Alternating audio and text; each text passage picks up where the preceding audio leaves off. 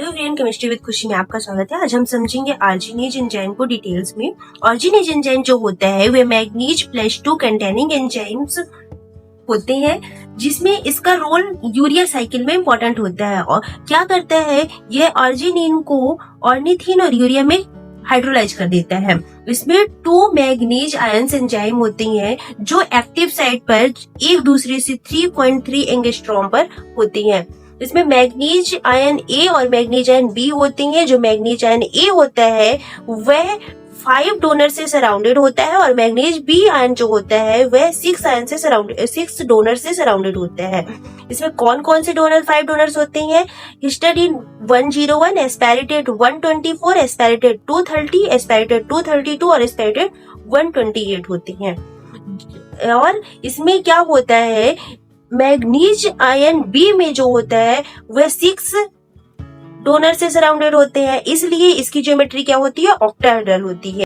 Structure में देखती हैं, इसके स्ट्रक्चर में क्या होता है कि सेंटर में क्या होती हैं, 2 मैग्नीज आयन होती हैं।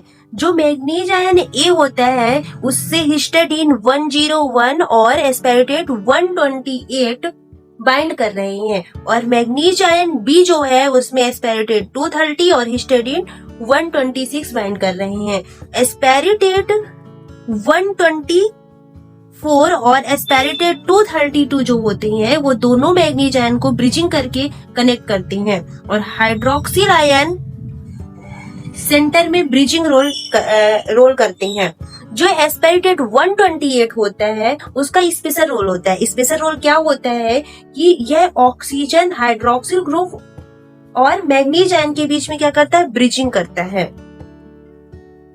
यह हाइड्रोजन बॉन्ड बनाकर क्या करती हैं, एक्टिव साइट को स्टेबलाइज करती हैं। ओवरऑल स्ट्रक्चर हमें क्या होता है, एंजाइम का वेट कितना होता है, 35,000 डाल्टन होता है। यह एक क्या होते हैं, होमोटर्मेरिक एंजाइम होते हैं जो 3 सब यूनिट से मिलकर बने होते हैं। इसके रिएक्टिविटी फंक्शन को देखते हैं। इसमें क्या होता है कि यूरिया साइकिल की फाइनल स्टेप क्या होती है, आर्जिनेज होती है। आर्जिनेज को यहाँ पे आप यूरिया साइकिल में मैंने बताया था, इसकी फाइनल स्टेप क्या होती है, आर्जिनेज होती है। यहाँ से फिर इसकी साइकिल फिर से स्टार्ट हो जाती है ऑर्निथीन से। लास्ट स्टेप क्या होती है, आर्जिनेज ही होती है। तो फंक्शन इसका क्या हुआ कि यूरिया साइकिल की फाइनल स्टेप आर्जिनेज एंजाइम द्वारा कैटेलाइज होती है।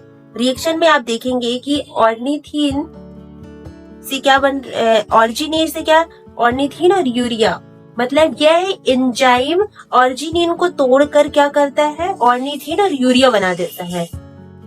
दूसरा फंक्शन क्या है कि मैमल्स के बॉडी में जो यह रिएक्शन होती है बहुत इंपॉर्टेंट होती है। क्यों इंपॉर्टेंट होती है, क्योंकि इसमें जो हार्मफुल सब्सटेंस होते हैं, जैसे हार्मफुल सब्सटेंस में क्या हो गया, अमोनिया।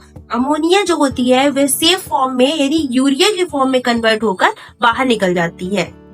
होता है जो आर्जिनेज एंजाइम की एक्टिविटी के लिए मैग्नीज 2+ आयन की नीड होती है। मैग्नीज 2+ आयन क्या करते हैं, एक्टिव साइट को क्या करते हैं, स्टेबलाइज कर देते हैं और कैटालिटिक फंक्शन में हेल्प करते हैं।